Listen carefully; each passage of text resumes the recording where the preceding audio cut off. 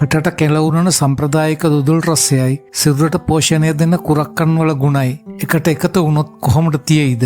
අද අපි හදන්න යන්නේ ලෙඩ රෝග රසකට ගුණ දෙන රසයෙන් ඉහළ සැබෑ හෙළ රහසක් වන කුරක්කන් දොදලකුයි. දොදල හැඳිගා ගන්න පාවිච්චි කරන භාජනය ලිප තබා සීනි හැටි 3ක් පමණ එකතු කරමින් මේ ආකාරයට සීනි ටික කැරමල් කරගමු. කුරක්කන් පිටි ග්‍රෑම් 200ට සහ සීනි ග්‍රෑම් 200ට පොල් කිරි ලීටර එක ටික ටික එකතු කරමින් මේ ආකාරයට දොදල හැඳිගා ගැනීමට අවශ්‍ය මිශ්‍රණය සාදාගමු.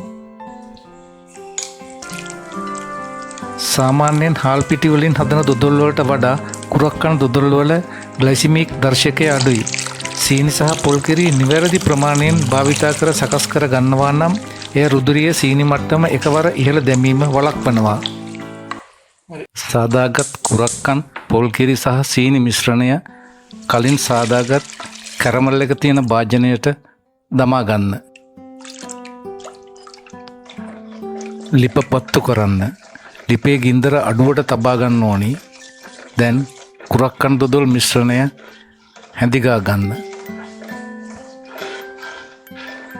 මේ විනාඩි 7කට පසුවයි. හැඳිගෑම නවත්වන්න එපා. ලිපේ ගින්දර වැඩි කර ගන්නත් එපා. එහෙම වුණොත් දොදල අඩිය අල්ලාවි. මේ විනාඩි 15කට පමණ පසුවයි. දැන් මිශ්‍රණය ටිකක් ඝනකම වෙලා වාගේ පෙනේවි.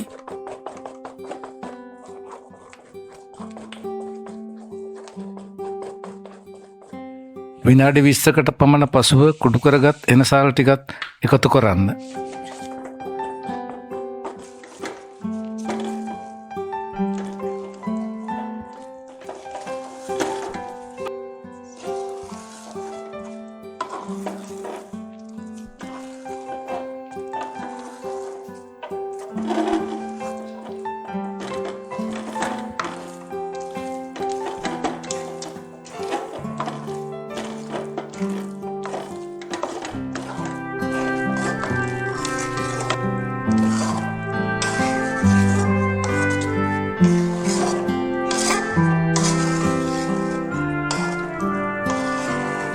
බලන්න දැන් තෙල් මතුවීමට පටන්ගෙන ඇති ආකාරය.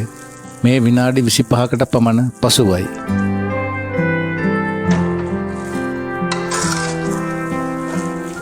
දැන් දොදල හැඳිගාන විට එකට එකතු වෙලා මේ වගේ පෙනේවි. අපි දැන් සවුහාල් ටිකත් කපාගත් කජු මද ටිකත් එකතු කරගමු.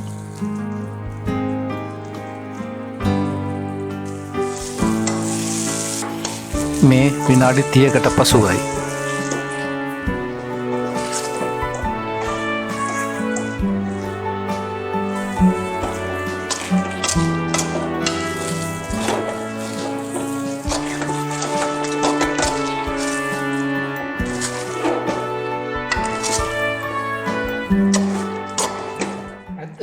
දැන් සාදාගත් කුරක්කන් දොදල ට්‍රේයකට දමා ගන්න.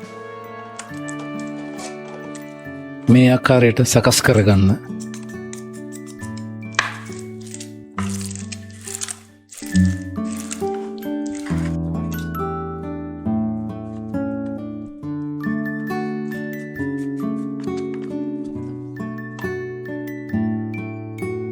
කෑලි කපාගෙන නිවුණාට පසුව රස විඳින්න.